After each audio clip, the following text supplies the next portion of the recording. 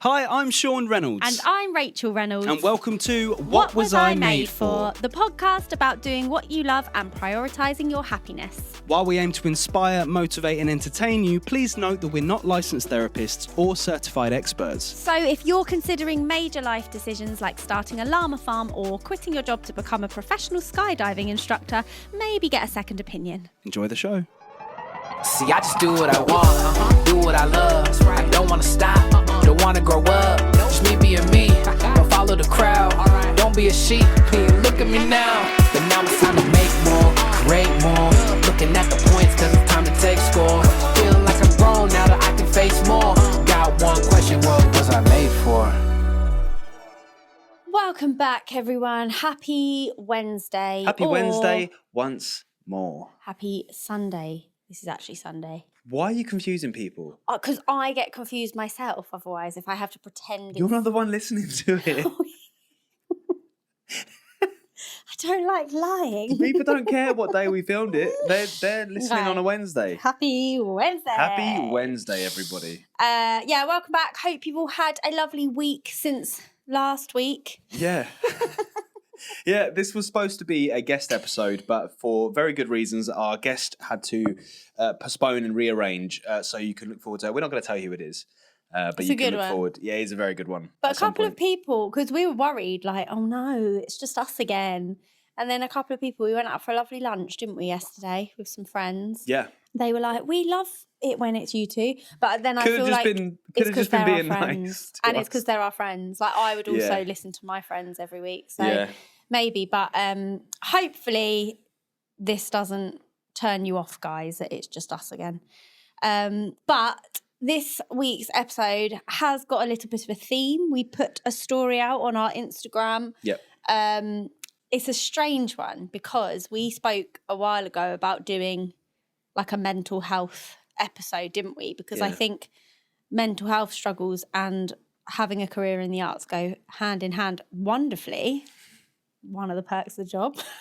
And this week we've had a lot of, I've definitely dealt with a lot of different people coming to me with stresses, worries, anxiety, all sorts. You've come into school and spoken to people and tried to give them some advice because you've also had your own mental health struggles, which I'm sure we'll get to. Yep. It's just through my learning, just from having therapy and speaking to certain people, I've got the stuff I've learned over the years, but I wish I had like a qualification to give proper advice. And it's really frustrating when people come to you for help and they want to talk about what's going on. You're like, all I can say is what I've been told. Yeah, but I think that's why it's such valuable advice because what better advice than someone who's like been through it, you know?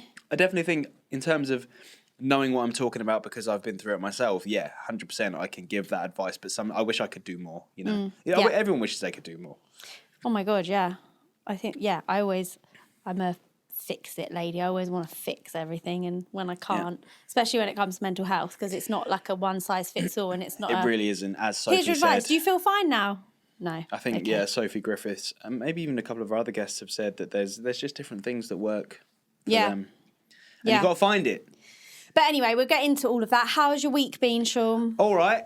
All right. Okay, moving I've got on. some, you can see behind Rach, if you're watching on YouTube, got some lovely new sound panels because this room is echoey.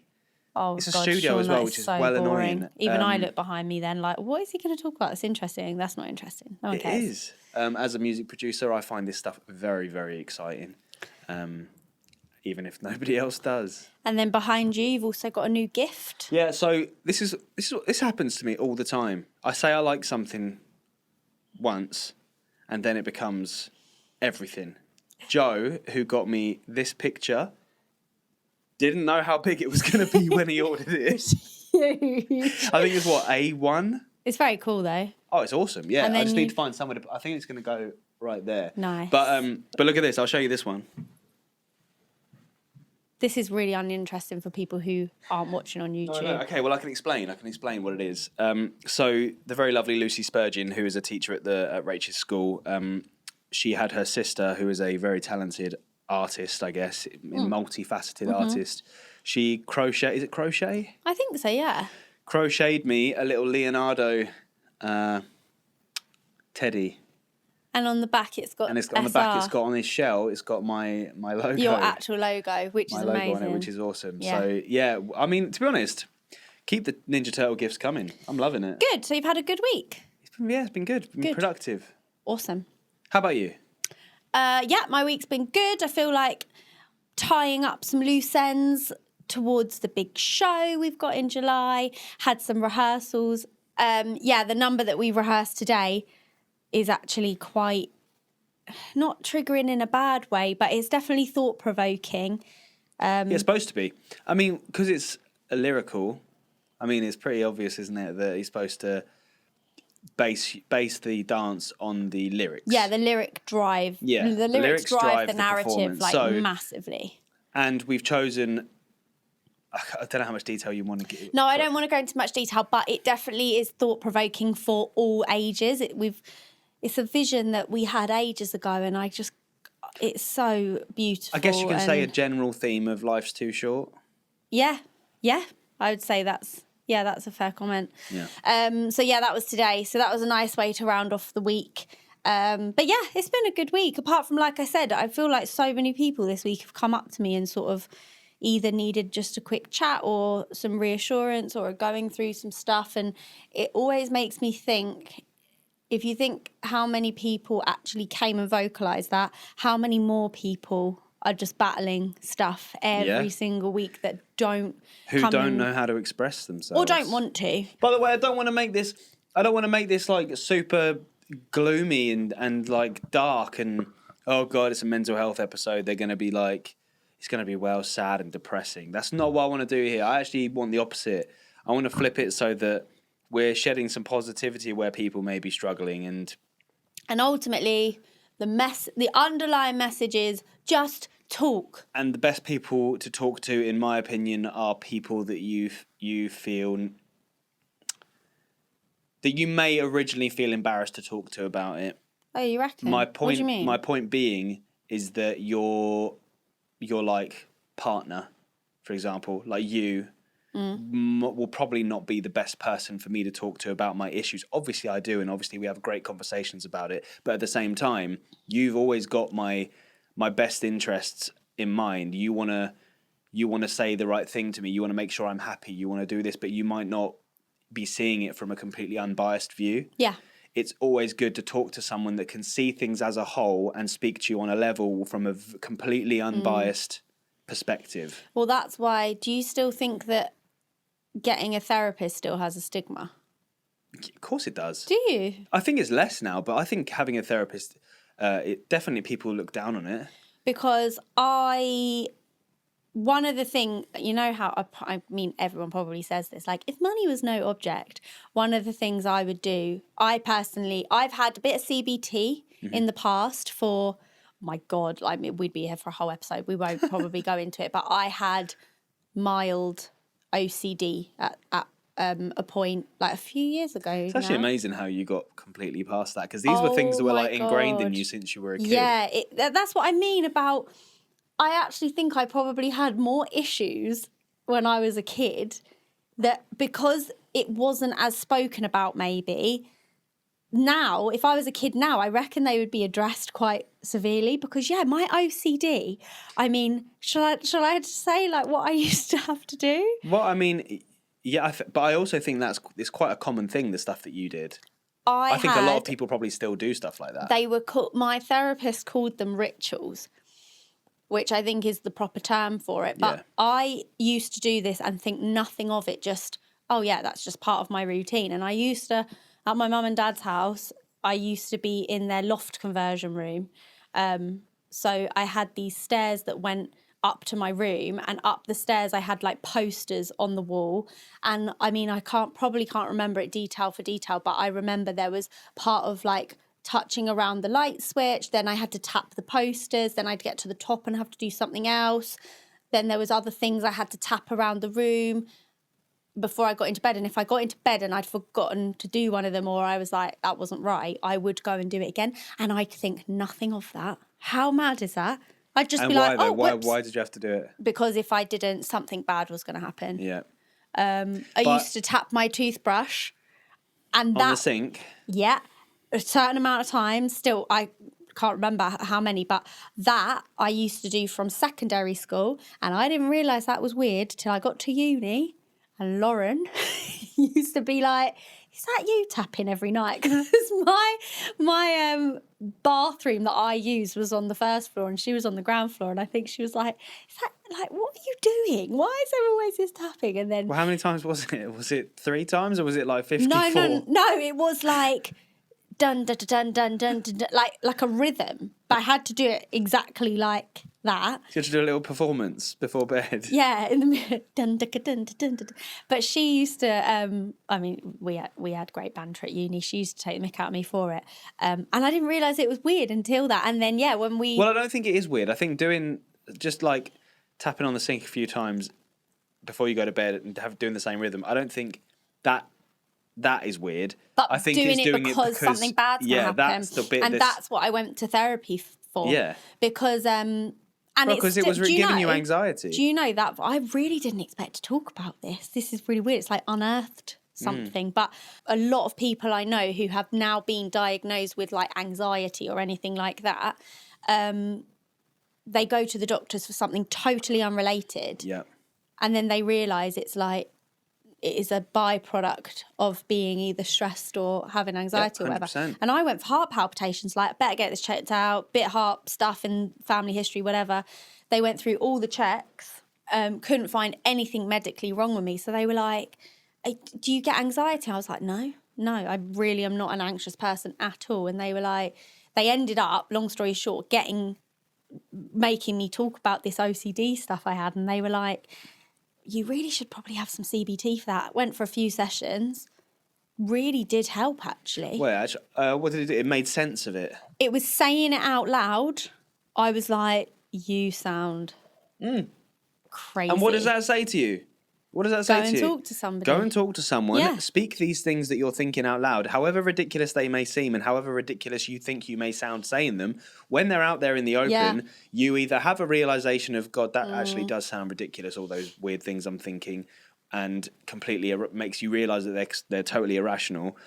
Or you'll be saying them to someone that will be able to take the information and give you either reasons to why it's happening or things to help you combat it in your everyday life. Yeah. And like Sophie said in her episode, everyone is different. You got to find what works for you. One size does not fit all. Yeah. And one therapist does not fit all.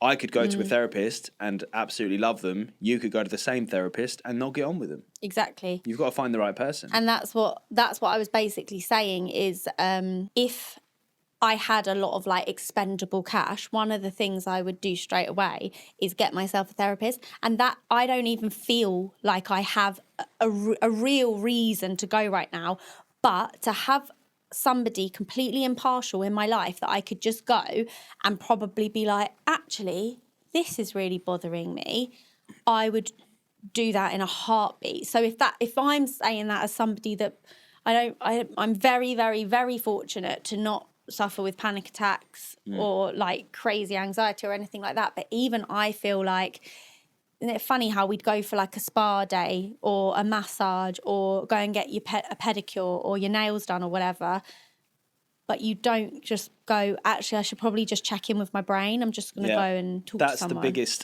That's the biggest thing I think we need to combat. 100%. People see having a mental health complaint as being different to spraining your ankle. Mm-hmm. When your brain, your mind is the most important part of you. Yeah. It is the most precious thing that needs to be taken care of. Yet you'd go to the doctors for a sprained ankle and you'd ice it for weeks. You'd do stretches for weeks. Like you'd really make sure that you don't have that injury anymore, right? Yep. Whereas if you have a mental health problem, people just either frown upon like the idea that it's actually an important thing, or they try to shrug it off so it gets worse and worse and worse. And we need to treat them more like injuries. Yeah. We need to treat them more like something that needs to be seen to and investigated and gotten to the bottom of. Because when you have a mental health problem, it is not just affecting you. You can think that it's just affecting you, but it's affecting everybody around you. Yeah. I was also going to say, you said earlier about how it's important to choose like the right person who you think might be the right person to listen to you, like a partner, might not always be the case. And I remember when you had your CBT for your... Yeah, I know what you're going to say here. Yeah, and it was dark, and I'm sure like we'll probably lighten it up a little bit, but it was a dark time you went through. How long do you think it lasted? So, I mean, we're talking a good 5-6 years, which is, even I'm like, wait, what? But it's never been, it was its worst at the very beginning, and because I had no idea what it was. And I'd never really struggled with anything like that before. So when it happened, and by the way, let me just go into detail. I suffered with severe health anxiety brought on by just like pressures of life, I guess. And in case anyone isn't familiar with what that means, health anxiety in a nutshell is where every tiny little sensation you feel in your body, or pain or whatever, you genuinely to your core believe that's the worst thing ever and you're going to die. Yeah. You've got hours to live, yeah.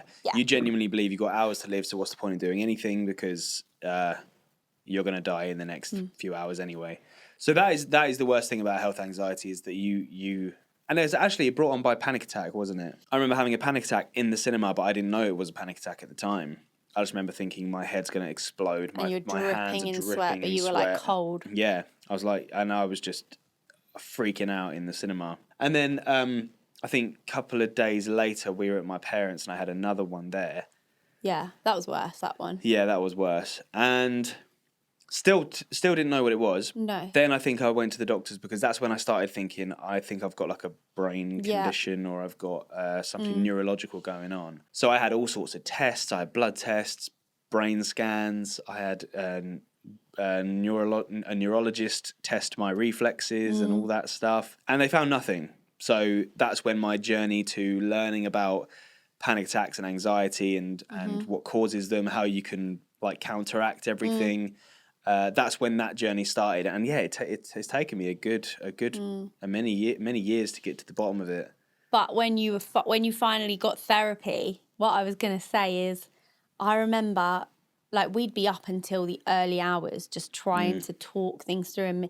And I have to admit, like I also had to learn how to deal with it, because when you're sat opposite somebody who's like, I just hurt a little bit in this specific place in my body here, and I'm like, you're not young anymore, like, you know, it's probably this. I was then. Or not, but not that young. I was like, I don't feel perfect either, but I can admit now, I definitely went through a stage where I just could not relate in any way, shape or form. And I was just like, you're wasting your life worrying about dying. Well, yeah, because I get it. Everybody gets aches and pains. And obviously I know this now. Like, and I probably knew it before. I probably knew before that I just had every ache and pain I wouldn't have taken so seriously. It's just when you develop this health anxiety, it's it's impossible to shake the idea that you're gonna die. But what I'm saying is, I had never heard of health anxiety, ever. Well, because I think the term hypochondria gets thrown around a lot. Yeah. And I think that is, technically, the official term for it. Is it? I think so. I think it's like the official diagnosed thing for... That seems really mean. Well, it does, because hypochondria has a connotation of making it up. Yeah. Which I guess... Yeah, but you kind of are, but that's why, again, there's like all these miscommunications with mental health. Is like, everyone thinks hypochondria suggests you're making it up. Health anxiety, you actually are making it up, but you fully believe that it's true. But didn't you also... There's a difference there. Yeah, totally. But didn't you also find out through your health anxiety that your body can actually produce pain that isn't there? Yeah. Your mind is the most, like, cruel thing, because if you believe something, your mind can make it so. So if I believe there was a pain in my ankle, eventually I could probably trigger my brain to believe it was there. Well, it's like when people, I don't know, like I have dodgy wrists, right? I've got weak wrists. So if I just like land on them or do yoga or dance using my hands at all in the slightly wrong way, I'll be in excruciating pain for like a couple of days, right? But I'll easily be like, oh, I've just felt it. So then what will I do all day, every day? I'll be like rotating my wrist. I'll be squeezing like, is it still there? Is it still, it's still there. And then you're like, well, actually, if I just kind of crack on, I know it's like a weakness in my body, then it'll be all good. But anyway, we keep sidetracking. So what I want to say is, before you get to your point is, go on. When they did all the tests on me and they found out there was nothing actually biologically wrong with my physical body, they then said, you need to go and have therapy. So they prescribed me a therapist. It was CBT again, wasn't it? They tried. I did too. I did CBT and I can't remember what the other one is now, but it was more of just a talking it through therapy. And I remember your first session. It was on the phone, wasn't it? Your first lot. Yeah. And I remember having gone through weeks and months and probably now reliving it up to a year of, I'm telling you all this stuff, nothing's working, nothing's going in. Why? I feel like this is really good advice and I've gone from the cruel approach to the soft approach to all this stuff. And then you went into the bedroom for your first session and you came out and you were like a new person and I was so pleased. Her name was Laura. Oh, you remember? That's nice. And you came out and I was like, how was that? And you looked like the weight of the world had just lifted from your shoulders. And I went, like, do you want to talk? You don't have to, but do you want to talk about anything that she said? And you started reeling off all everything this stuff. that you'd already been saying. In my head, I'm like, yep, I said this to you. And this is why I said before, your partner is not always the best person for you, because it's really hard to trust the person that cares about you most. Yeah. Because they're obviously just going to say what you want to hear. So you can't rely on the person that's closest to you to give you the advice. Even if the advice is exactly the same as what a therapist says, when you're in that mindset, majority of the time, need to hear it from a medical professional. And when you do hear it from a medical professional who knows what they're talking about, it means a lot more. I probably was peed off when you came out, and I bet you God were, knows if I showed it or not. It was so long ago, but I probably was a bit like, "Are you joking? Like all of those hours I've sat up saying this, and you've come out from Laura, and you're all happy." But I'm sure that over time, and now looking back, like if I had any advice for the partner or the friend or the mother, the daughter, whatever, like whoever that person is that you're closest to, it is that don't underestimate. You're also going through it just from the outsider point of view, and it's hard, and it's also important for the person suffering with it to know that, like you said, get it sorted not just for yourself but for the people that you care about the most. Because and I need to tell you as well that me getting therapy, that helped you too. Like, and so I don't need to tell you that, you know that. Me having therapy wasn't just for me. Oh, I'm so grateful. It was for me, it was for my parents, it was for everybody around me that cared. Yeah. That therapy was for everybody.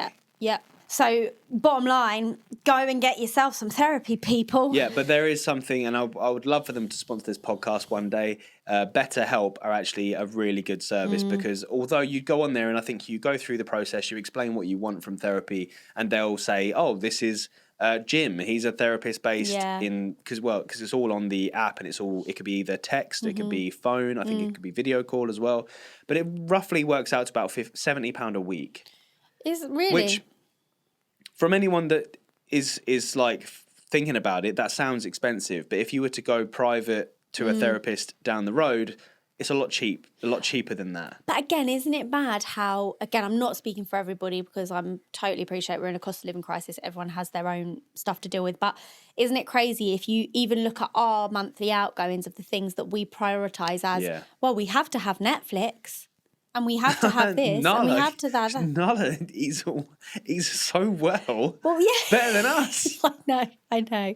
But what I'm saying is, isn't it funny how so many people would go 70 quid a week? I wonder how many subscription services you'd have to add up to get near that. Yeah. That, you know, if your mental health was in a better state, everything else would seem better. Yeah, I find it so confusing that people don't prioritise their mental health. I know we go through it, and it's just one of the most bizarre things when you are your mental health. That is you. That's you. Like, you might have this physical form But what are you without your mind? Mind. Sorry.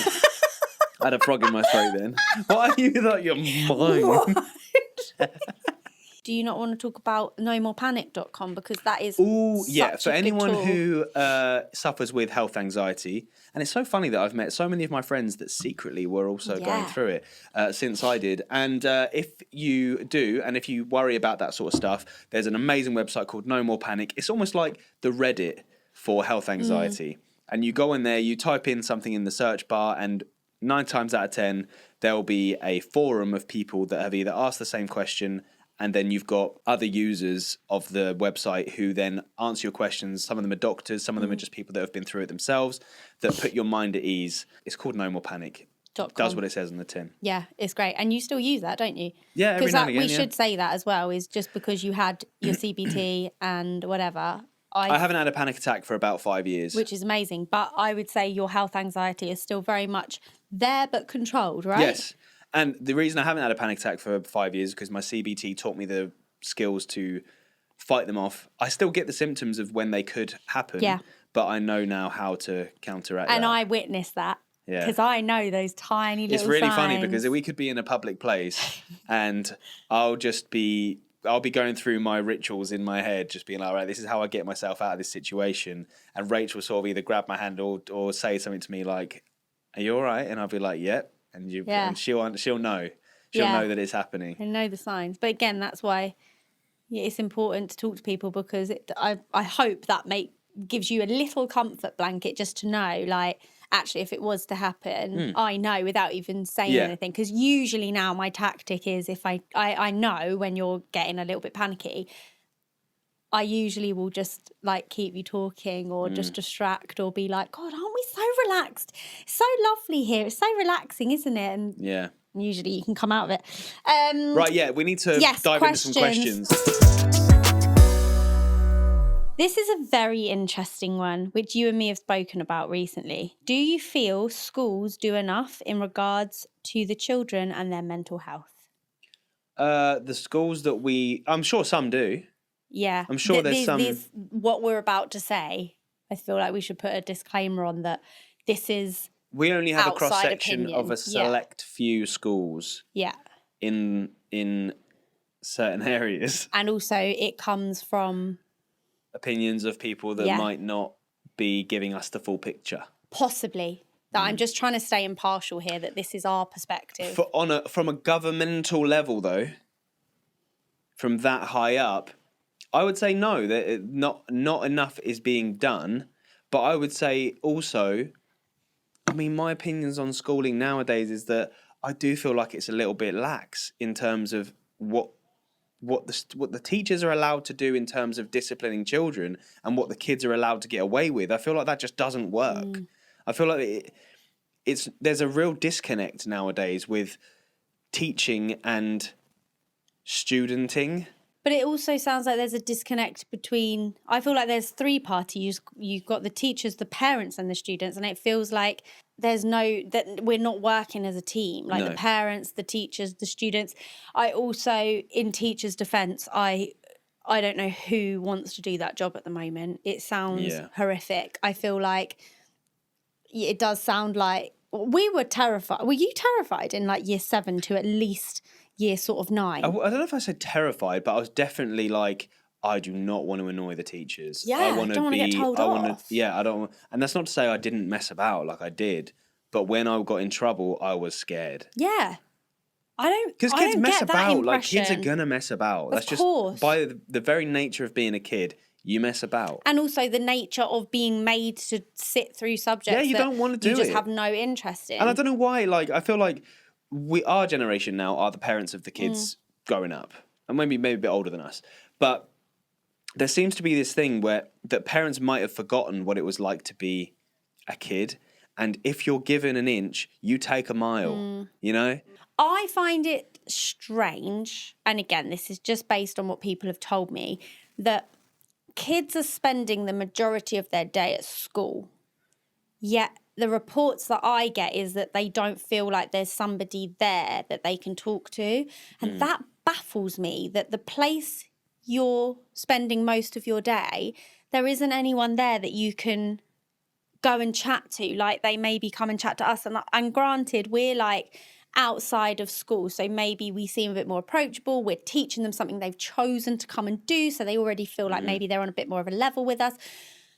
But I'd be interested to know if anyone listening works in a school, and I feel like we're talking more about secondary schools here, right? Oh, yeah.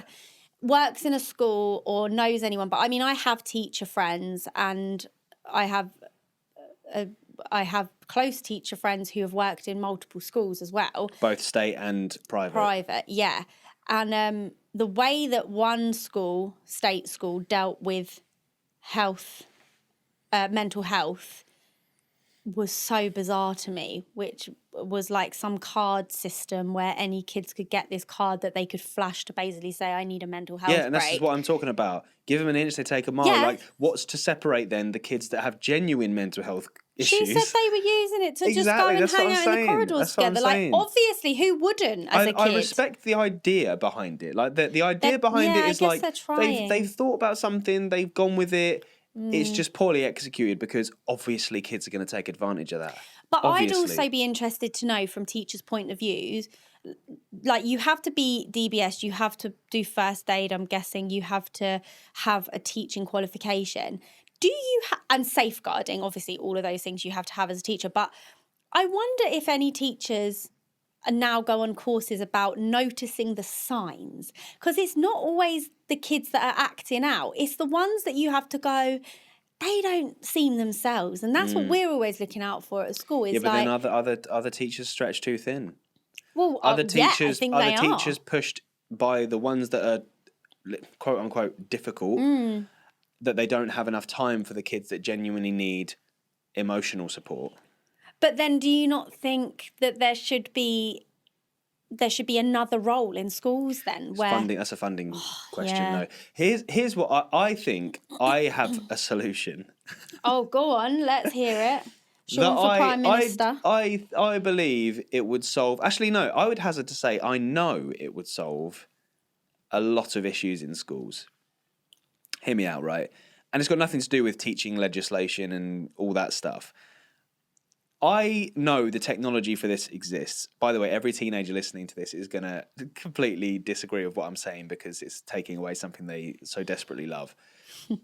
I think it should be law that the same technology that is on gambling apps and websites where you have to prove how old you are with a scan of your ID is implemented onto social media platforms. I completely agree. I think you shouldn't be able to have Snapchat, TikTok, Instagram, or I guess they're the big ones, or Twitter until you're 18. Totally agree. I think the only one you should be able to have at maybe 15, 16 years old is Facebook. Why? Because no one wants to use Facebook. Well, no, but you'd have to. That is for mums and have dads. to be also. That is for mums and dads now. All the kids have said it. Facebook is not used by kids. Yeah. So WhatsApp. Facebook, but WhatsApp. Facebook is a great platform for people to be in groups, to share information. WhatsApp still is a grey area. I've heard that WhatsApp causes so many issues. So WhatsApp is a grey area because it's a good communication tool for families, but you might just use iMessage if you're family. But you know, the reason I agree with you is, yes, all young people would totally hate you for saying it. However, if none of them could have it, that's the difficulty, right? Is you've got parents who are parenting probably similarly to how we would parent in this day and age if we had older kids, right? Which is, no, you're not having it. For your own good. You will thank me one day, you're not having it. How are those parents supposed to see that through when 99.9% of all the other teens have got it? Yet take it away for all of them. I mean, they'd find a way, probably. Well, no, because exactly. This is what I think the counter argument would be: is but how are you going to stop parents just setting their kids up with their ID, or getting fake IDs and doing that? Because everybody, by their national insurance number, gets one account on every social media thing. God, that would sort the trolling Everybody gets one account, and it's it? linked to your national insurance. Everything is linked to you. Stops the trolls. Yeah. Stops you saying horrible stuff online, which causes God knows how many situations. You get one account. It's your name. It's your profile. It's everything about you in one account, right? Can't hide. It's a great idea. Can't hide at all. Pitch it. Who's And everyone listening that can make saying, this a thing? everyone who's scared of putting their information online, don't have an account then. Yeah. Like everyone's be like, well, I don't put certain things online because, and like, yeah, fair enough. You can hide your public profile online, or don't have one. That's the other choice. There is the technology there, because if you've ever signed up for a betting app or anything like that, even opening up a bank account online, you have to submit your ID. Yeah. The technology is and there. you have to do when I got my latest debit card or opened a bank account, I can't remember what it was, I had to do like a selfie video. You got to do a video where you're like, my name's Rachel and I want a bank account, please. I was setting out so late at night, like I had probably had conditioning treatment in my hair and no makeup on in my skanky pajamas, and I think I was like, oh, I have to do it in the morning when I get ready. Who's seeing this? But and to be honest, I get that a lot of, especially if there's teenagers listening, they'll be listening to this thinking, all right, granddad, like bore off with your ideas. But it would solve not just knowing who is saying certain things online, it would solve the bullying problem, because everyone can be monitored. I think although this is, I don't know if no, I'm not going to put that. Everyone can be monitored. I think we should put a poll up.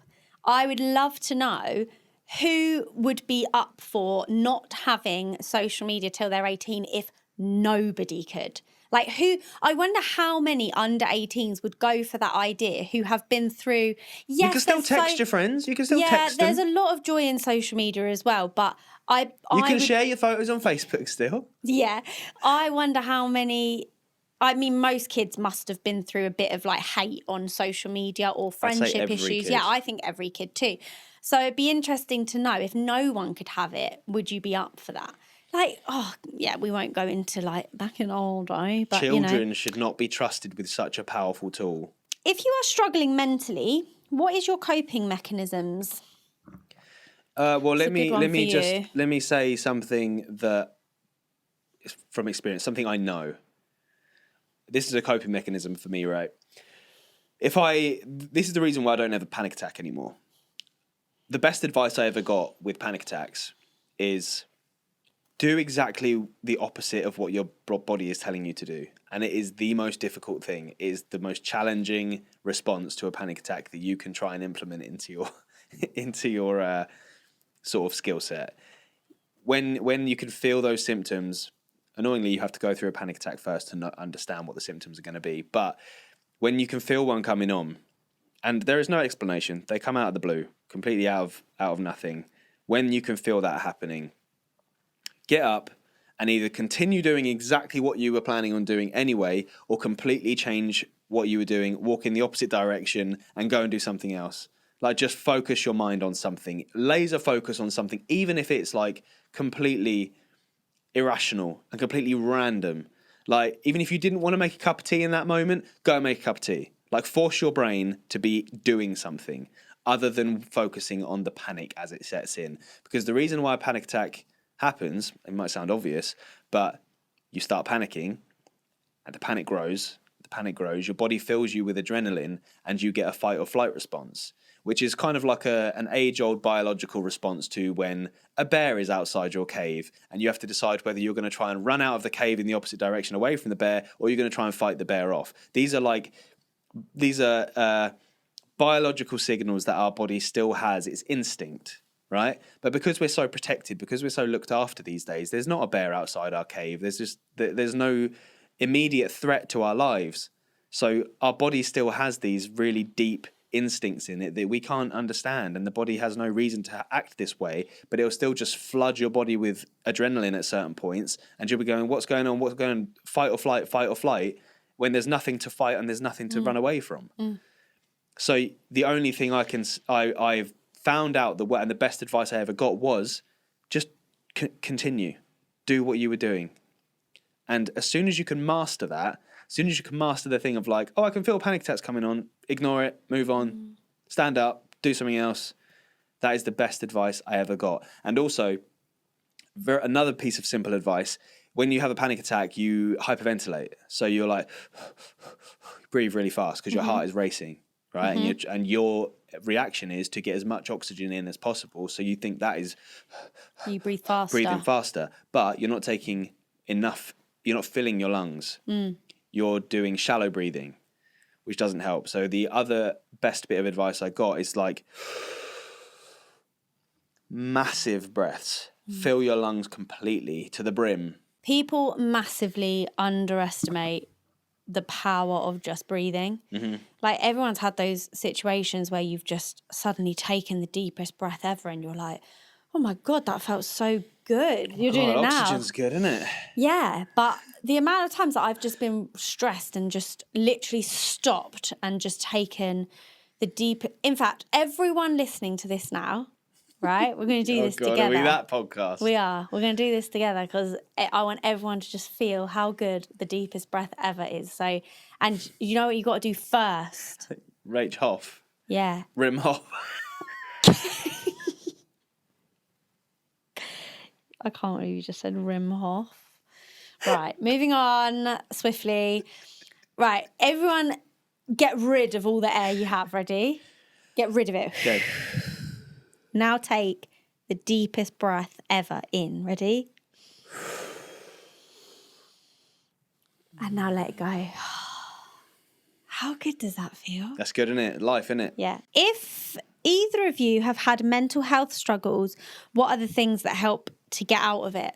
So I think we've addressed this. So yeah, we've done a couple of things, but I've done like physical ways to get out of it. But maybe they're talking more about every day. What can you do to get out of it? Talk. Just Yeah. talk to someone who you trust, or someone impartial.